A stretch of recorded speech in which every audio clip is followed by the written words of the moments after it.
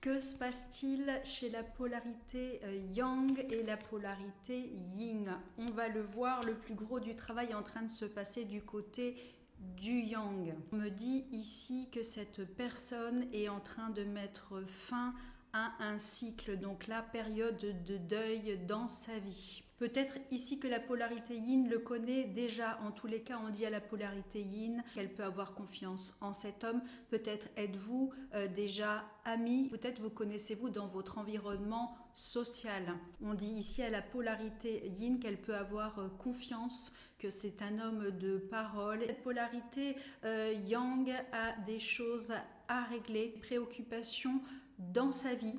Peut-être que la polarité yin justement n'est pas au courant de tout parce qu'il reste quand même assez discret sur ce qu'il se passe et que pour l'instant il ne peut pas y avoir de rencontre ou de réunion tant que cette situation n'est pas réglée. On dit à cette polarité yang qu'il va réussir, qu'il a la force pour le faire. Et à la polarité yin, justement, cette personne va réussir, va aboutir, qu'il y met ici beaucoup de force et d'énergie. Donc qu'il va réussir à clôturer ce passage de vie. On parle ici d'une situation complexe, une situation où une personne tierce qui vous empêche de vous réunir. Et on voit que tout ça va s'arranger puisque vous allez obtenir et l'un et l'autre ce que vous souhaitez. De son côté, la polarité yin est un petit peu à l'envers, comme on peut le voir sur la carte, c'est-à-dire un petit peu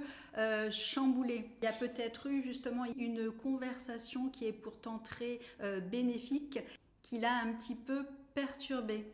On vous dit ici à tous les deux qu'avant de vous réunir, avant de vous rencontrer de manière un petit peu plus intime, eh bien il faudra lever un obstacle, mais que cette rencontre-là aura bien lieu. C'est une relation qui va évoluer vers vraiment beaucoup de stabilité et dans lesquelles les souhaits communs vont être réalisés.